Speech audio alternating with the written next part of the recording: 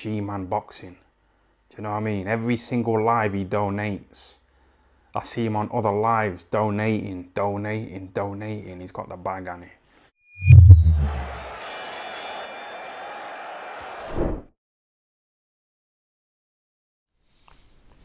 Alright people, midweek report time. Boy oh boy do we have a lot to talk about. So there has been a good bit of news breaking over the last few days, but I think right now we got to start it off with the Conor Benn story. We'll pick off from the video. Now that video was just a quick snippet. I'll touch on it a wee bit more here. Obviously if you've not watched that, please go and watch it. If you're only locking in now, happy to have you. So the news is that Conor Benn relinquished his British Boxing Board of Control license, right? Just with the British Boxing Board of Control, he can go and fight in Timbuktu if he can get licensed there, which I'm sure couldn't be probably too hard to get licensed in Timbuktu, but you get what I mean. He can fight anywhere else. I think his hands are tied in the UK. Robert Smith said by notice date 17th of October 2022, this is the statement from the British Boxing Board now, issued today. Mr. Conor Benn was called by the British Boxing Board of Control to attend a hearing to deal with the allegations of misconduct persistent to Rule 25.1.1. The hearing took place on October 21st. On the morning of the hearing, Mr. Benn voluntarily relinquished his British Boxing Board of Control licence, voluntarily relinquished it. In accordance with its rules and regulations, the board determined the allegations following the hearing, at which Mr. Benn was legally represented, so obviously he didn't show up himself. The allegations of misconduct against Mr. Benn were upheld. Now, starting off with this, I'm just going to say it here. This doesn't look good. This really doesn't look good. Conor Benn not attending the hearing, had a legal representative attended, and then relinquishes his licence. Now, look, Eddie Hearn, I listened to his interview this morning with TalkSport, and he actually, the one thing he said that you could say is true is that in most cases it's innocent until proven guilty. In this case, because he has failed the test, it's guilty until proven innocent. And Eddie Hearn is trying to claim that there was some contamination and things like that. Look, we've heard that before with these drug tests, and I think unless you're someone like a Canelo who can say it was, Mexican beef, and the sanctioned bodies just give you an instant pass, unless you're someone like that, I think you're swimming upstream. And the fact that he's relinquished that license, it's not a good look. All right, it's not a good look. It really has almost a kind of like a politician or someone like that who's really done something bad, like a prime minister who's really screwed up, and rather than stay and face the music, they just decide, I'll casually resign, and then someone else takes over, and then they're facing the music. Kind of has a kind of an element like that. So this whole situation with Conor Benn, it really is a bizarre one. I mean, it really is a mess. It's stemming back from September, and we're nearly in November now. It's just a mess.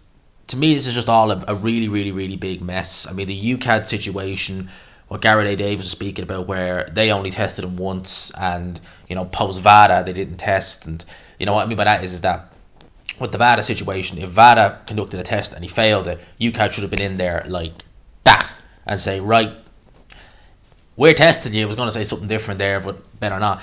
But like, we're testing you, and let's see what it says. But there was none of that. So look, it's a mess. And at the end of the day, look, Eddie Hearn did say that the British Boxing Board, he said it on the interview this morning, the British Boxing Board of Control leaked it. I don't know who leaked it, but had that leak not have gone out, I think it was the Daily Mail. Was it Daily Mail or Daily Star? It was one of them. Had they not have broken the news after it was leaked, this fight would have went ahead. Rightly or wrongly, this fight would have went ahead. So the situation is just, it's a complete mess. I wonder what kind of reception Eddie Hearn is going to get this coming weekend. Because obviously he's doing a show. I think Katie Taylor's fighting in the Wembley Arena. I know it's in London. I'm pretty sure it's in the Wembley Arena. She's fighting up in the Wembley Arena. And I'm just wondering, like, Katie Taylor will get a good reception. Of course she will. She's done nothing. She's done nothing wrong. She's no reason why she shouldn't get a good reputation. Katie Taylor's cool. But I wonder what reputation Eddie Hearn will get. If he's in the ring with Katie Taylor after the fight, if he's being talked or interviewed by Ade or one of the guys in the team. I wonder what reception, I should say, he'll get from the fans. Oh, I didn't say reputation. Reception he'll get from the fans.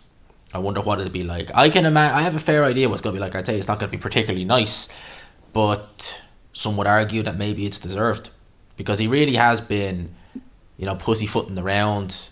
Don't ask me this question, don't ask me that. And Eddie Hearn always, that was Frank Warren's thing. And we all know about Frank Warren. I mean, I'm not even going to go there, but we all know about old fish eyes. But Eddie Hearn was always the kind of, I'm approachable, you can ask me anything. Well, let's see. In terms of some of the other boxing news, we'll leave this one for now. We'll see, because I reckon there's going to be a lot more to come with this over the coming days. Over the coming days, this is going to be, it's going to be interesting. It really is going to be interesting. And, just before I go on to another subject, I'm just thinking of Eubank Jr. If I was, and look, Kella Sutherland, he's not without criticism in this situation, lest we forget, because he was happy to put this fight on as well. You always got to say a promoter, well, do promoters ever really have their fighter's best interest at heart? Not really. But, no, for the most part, probably not. But he really should have looked at that situation and said, nah, we can't. But he was happy to put him in there anyway. In terms of what I think him and Eubank should do, if Eubank hasn't taken a beating in the ring, so there's no real reason why I don't think he could be out by the end of the year. You couldn't be a bit close now, it'd probably be kind of closer to Christmas. But he's been out of the ring since January. So if he doesn't fight this year, it'll be a year out of the ring. And for the first time in Eubank's career, I think, he is really being seen as the hero in this situation. He has those 60, which I have to say, I might actually even buy one of them because they look pretty cool. The 60% t-shirts where I think it says 60% baby. And he's doing a good job marketing this. He really is. And I think that there'll be a lot of people who want to see Eubank Jr. out in the ring. So I think, for me, a fight that makes a bit of sense just logically. I know Kella Sutherland's mentioned Kell Brook again, and he's been back training with Dominic Ingle. I wonder if I was Kell Brook, I'd leave on the high, knocking out Amir Khan, leaving on that. In terms of Liam Smith, however, he had that strange fight against Hassan, is it Wakino, back at the start of September. Didn't really take any abuse or any punishment in that fight, so I don't really see a reason why he couldn't potentially face Eubank Jr. in December. That'd be an interesting fight. You would say that stylistically it would favour Eubank Jr. And I'd say, yeah, it would. But Liam Smith he's a better... I think Liam Smith is fresher than an Arthur Abraham, because Abraham was alright in his prime, but his prime was at 160, and by the time he fought Eubank, he was jaded. He's better, he's fresher, I think, than Abraham. And he might be the most dynamic pressure fighter. He's good. He's not just one of these pressure fighters who just pressures you with reckless abandon and there's nothing sophisticated there. No, he's not the most sophisticated fighter you'd ever seen, but he's definitely better than a lot of the guys Eubank has faced, like the Yildirim's of the world and people like that, the Quinlans of the world. He's better than that. So that'd be an interesting one. Again, if I was managing Eubank, I'd be saying, look, we've got something good here. You're ready to go. Let's get you out at a full 160. Full 160. Fresh as anything. No rehydration clause. Get in there, we'll put butts in seats, and then we'll see what happens, what the new year brings. So, look, if that was me, I'd be looking down that road. In terms of actually speaking of Kella Sutherland as well, this was weird, right? I just found this strange, right? So, Josh Kelly and Troy Williamson had their first press conference ahead of their fight for the British title on December 2nd. Really looking forward to that fight on Channel 5 as well. So really, really good on terrestrial TV. Really looking forward to seeing that fight. Really, really am. But I believe Josh Kelly, I think, is from Sunderland. Correct me if I'm wrong on that, but I think he's from Sunderland. I know he's up in the north. And so is Troy Williamson, as far as I know. But this press conference, the fight's going to be in Newcastle, but the press conference was in London. Make sense. Either way, they interviewed Josh Kelly after the fight, after the press conference, and he's still saying that he'd be interested in the Conor Benn fight. Now, had Josh Kelly got through David Avanesian last year, which I couldn't see, I don't think there was any way I would have ever seen him win an Avanesian fight. But if he had got through the Avanesian fight, no doubt in my mind, probably as a last pay-per-view before Eddie Hearn went to the Zone, they would have done Josh Kelly versus Conor Benn. And I think stylistically, Josh Kelly would give Ben an awful lot of problems. And again, we don't know. Has Ben, this is a guy who went life and death with, what's the guy's name now? Oh, his name escapes me. That's gone. The French guy. God almighty, what was his name? That's going to annoy me now. What was his name? No, it's gone. But he went life and death with that French guy. And fast forward 3 years, and he's looking like a different beast altogether, right? Knocking guys out, a lot better, a lot more explosive. If we're talking about, let's just say, right, Conor Benn wasn't on anything when he was, fighting those guys, when he was fighting the Chris Algiris. Let's say he wasn't on it, and that was him. Him against Josh Kelly, that'd still be a good fight. That'd still be a really, really good fight. Stylistically, I think Josh Kelly could give Ben problems. It's just a case of how does Josh Kelly take it down later on the stretch when he starts to slow down. And he capitulated very quickly against Evan Easton. You got to remember that. And that's one thing I'm looking at when he's going in there against Troy Williamson, is I've seen Josh Kelly capitulate quite badly in a fight. And I wonder what that happened again. Maybe not as early against Troy Williamson. I think this fight will be game while it goes on. But yeah, I see Troy Williamson winning the fight. Now we move on to other news. So Eddie Hearn was on the Zone Boxing Show the other day. And I already done a little video on it, but I'll talk about it more briefly here, because the more I think about this, the more I can kind of see why this is the name being talked about. Eddie Hearn has declared that Joshua, the next fight he's going to likely have will be next year, more than likely against Dillian Whyte. Dillian Whyte is the front runner. He's also stated that Joshua is definitely looking at a fight with Deontay Wilder in 2023. He also believes that Wilder's camp want the fight, but he said that will probably be later in the year. And obviously Anthony Joshua wants to return in real fights, doesn't see the value of an easy touch, hence why they're looking at Dillian Whyte next. So there's 2 names mentioned for 2023, and obviously Otto Wallin as well as there as a potential opponent. There's 3 names. Honestly, I would keep him away from Deontay Wilder even now, personally. I always felt that Wilder had the beating of AJ. I think Wilder still needs to rehab himself, but I just feel like someone like Anthony Joshua, someone who does have a tendency to overthink in the ring, against someone like a Deontay Wilder, not just from a stylistic, I think that could be a cagey fight, but I'd see Wilder catching him, especially if he has that high guard. I could see Wilder slipping a right hand through that high guard. I could see AJ being very, very worried about that right hand and maybe overthinking it and ending up getting clipped. The names he's mentioned there, Dillian Whyte, Deontay Wilder, Otto Wallin, they're not easy touches, none of them. Well, Dillian Whyte maybe, but still, you could have some rough moments in there. They're not easy touches. Now, I've seen people like Hatman say he'd rather see Joshua go in there with someone like a Gerald Washington, just to look devastating, go in, iron him out nice and quickly, boom, AJ's back. The mean AJ, the knockout, he's back, he's making a challenge now.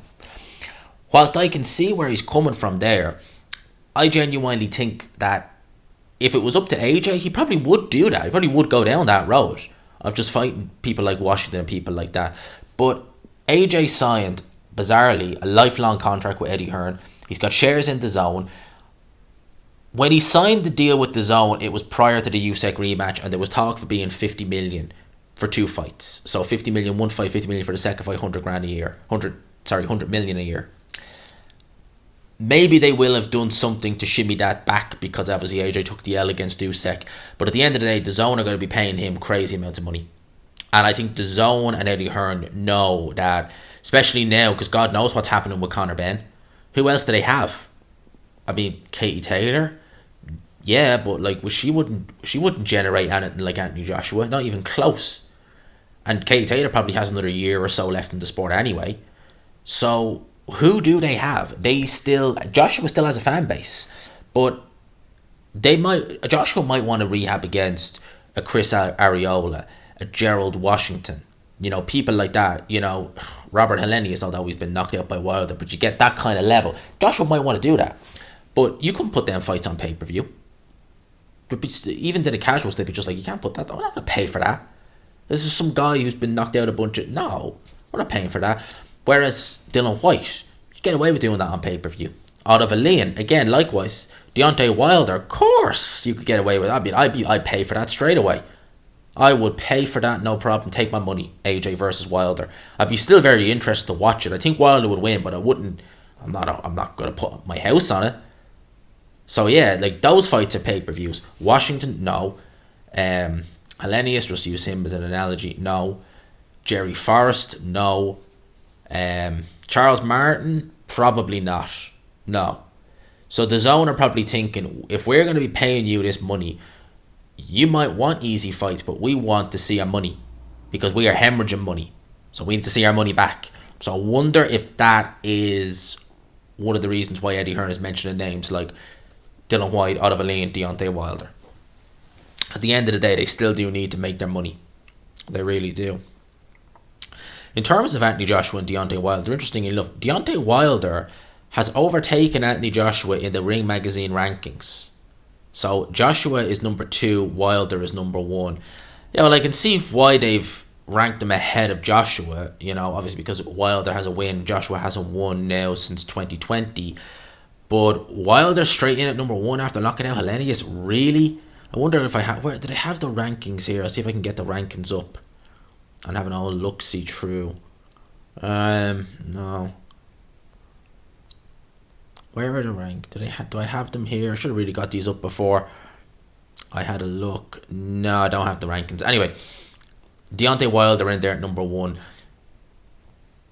I mean, realistically, would you not say that Joe Joyce should be in probably higher than both them guys? I mean, he is coming off the back of a win over Joseph Parker, who, former champion, hasn't lost in 4 and a bit years. Well, at the time he hadn't lost in over 4 years. WBO interim champion.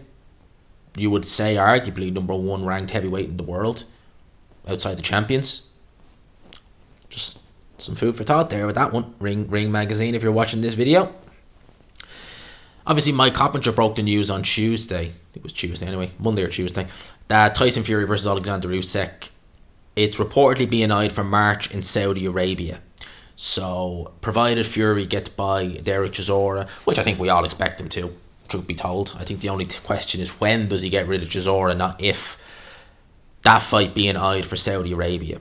So Saudi Arabia, March 2023. 2023 could be still a good year for boxing. I think it might have been me and Chris Andre. Because we met up when I was over in the UK a few weeks ago. We went up for a bit of food. And I think it was me and him, we were talking about 2017. I think it was me and Chris. Pretty sure it was. I know I had a chat with someone about 2017 in boxing and how that was probably the best year to be a boxing fan you could have, because it seemed like every month, and I think we kind of talked over the months and what fights were happening, and it was like every month there was a big fight. There was a big fight every single month. There wasn't 1 month in that year that there wasn't a big fight. And I genuinely, 2017 was one of the, probably my 2017 was probably my favourite year for boxing, because it was like every other week there was just a fight and it was just amazing. 2023, hopefully, I don't know if it'll ever be as good as that, but we had a lot more networks. Well, did we really? We had HBO. Actually, we didn't really, because we had HBO and Showtime. I keep forgetting the Zone and ESPN weren't things back then. Although ESPN did run shows, but not with the app. But we didn't have the Zone and things like that. But I don't know if we'll get a year like that anytime soon. But hopefully 2023 shapes up to be a good one, and we get some undisputed fights. Hopefully we get this one in January, because Gervonta Tank Davis, Ryan Garcia reportedly agreed to a catchweight fight of 136 pounds. Interesting. 1 pound above lightweight. It's claimed that US broadcaster situation is a significant stumbling block. Yeah, you'd imagine that. Obviously, Tank Davis fights with Showtime, PBC, Al Heyman and Fox. Tank Davis is with Golden Boy on the Zone. Or not Tank Davis, Ryan Garcia is with Golden Boy on the Zone. I'd love it if they could work together and get that fight over the line. I really would. Tank Davis, So a lot of people are very critical of Tank Davis, and look, yeah, his resume is not amazing. I mean, Jose Pedraza, maybe Pitbull, they're probably his 2 best wins. You know, Rowley, I mean, that fight didn't surprise me. It surprised me how competitive Rowley was, truth be told. I mean, I thought he'd get ironed out pretty quickly. And he did get ironed out, but he had a lot of success in there against Tank Davis. You know, Mario Barros, Liam Walsh. Yeah, he fought him in 2017. Yeah, Tank Davis's resume. Look, I think Tank Davis has a lot of potential. I also think Ryan Garcia has a tremendous amount of potential. But I think Ryan Garcia defensively is a bit poor. And I think with Goosen is all about offense, which is who trains Ryan Garcia. He's all about offense. Ryan Garcia has not got a problem with offense. His problem is he makes a lot of mistakes when he's pulling back with his head in the air. Defensively, he can make some mistakes. I think against put it like this, right? The right hand that he got caught with against Luke Campbell, Ryan Garcia, what makes you, or it was a left hand actually, because obviously they're both southpaws. What makes you think Tank Davis can't do that? And Tank Davis is a bigger puncher than Luke Campbell. I'd love to see that fight. Do I think we get it? I'm going to be optimistic and say yes. I hope we do. I really hope we get to see Tank Davis versus Ryan Garcia. I really do. I really think that fight could be good. That fight could really, really, really catch fire. In terms of Jake Paul, obviously he has a fight on this week against Anderson Silva. Don't worry, we're not going to do a live watch along. I'm not staying up for it, but I probably will do a review, post-fight review the next day of it. Well, do you remember when Jake Paul did something which is very, very, very, very, very silly, where he flat out accused Eddie Hearn of, bribing the judges? Like Glenn Feldman? And Eddie Hearn was like, I'm going to sue you for that. And Glenn Feldman has followed suit. If you're going to make accusations like that, you really want to be careful. You really want to be careful with accusations like that. So Jake Paul could be in a spot of bother. We'll wait and see where it is there. The WBO had their annual convention, and we see Alexander Usyk and Joe Joyce there. Oh, the more I think about it, like if Usyk fought, and let's say he beat Fury, and Fury decided, okay, look, I'm walking. Usyk, I think, would take the Joe Joyce fight, and they'd sell it as Usyk Joyce 2. They'd bring up the World Boxing Super Series, the WSB. I still think Usyk would beat Joe Joyce, definitely, but be interesting over 12 rounds. Although saying that, Usyk absolutely lit Joe Joyce up over 5 rounds in their WSB. If it wasn't even close, apart from a brief like 10 seconds, the first 10 seconds of the second round, where Usyk Joyce put Usyk more off balance. That was the only success Joe Joyce had in that whole fight. Eddie Hearn revealed on the DAZN boxing show that he's had conversations with Canelo's trainer and manager Eddie Reynoso. They are waiting until Ramirez versus Bivol, which is next week actually. God, I gotta get a prediction video out for that, lads. I am looking forward to that one. Oh my days, I can't wait for that fight. Honestly, Bivol versus Ramirez, Zurdo Ramirez versus Bivol, I cannot wait for that fight. That's one of the fights that I'm really looking forward to this year. Because I think some people are looking at that and thinking, no, Bivol. No, people. This is a good fight. Mark my words, this is a very, very good fight, and it's going to be a good fight. And I'm telling you now, without spoiling my pick, all right, Ramirez, he's live in this fight. He's not the favourite, but he's live. So do not sleep on Gilberto Zurdo Ramirez. Do not sleep on him in this fight, seriously.